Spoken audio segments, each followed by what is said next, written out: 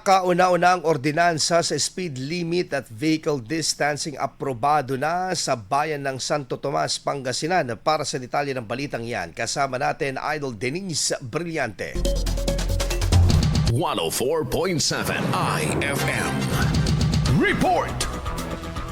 Inaprubahan na ang kauna-unahang ordinansa sa Santo Tomas, Pangasinan na nagtatakda ng speed limit sa safe distancing sa mga sasakyan. Ito ay matapos pagtibayin ng Sangguniang Panlalawigan ng Pangasinan ang Municipal Ordinance No. 1 Series of 2025 o ang Speed Limit and Vehicle Distancing Ordinance noong Mayo 11. Ayon sa LGU, ito ang kauna-unahang ordinansa sa bayan na partikular na nagre-regula sa takbo ng mga sasakyan at tamang pagitan ng mga ito para maiwasan ang aksidente sa kalsada. Sa ilalim ng ordinansa, itinakda ang maximum speed limit na 50 km per hour para sa mga four-wheeled vehicles at iba pang motor vehicles, 40 km per hour para naman sa mga motorsiklo at tricycle. Itinakda rin ang 25 km per hour na speed limit kapag dumaraan sa mga school zone, simbahan, barangay hall at municipal zone. Samantala, may maximum na 4 na metrong pagitan ng mga sasakyan na dapat sundin, maging ang paggamit ng speed radar devices at automatic number plate recognition, CCTV cameras para umano sa monitoring. May kaukulang multang 1,000 hanggang 2,500 pesos sa mga lalabag sa ordinansa. Kasama mo mula rito sa IFM News de Gupanis, Idol Denise Brillante, Tatak, IFM.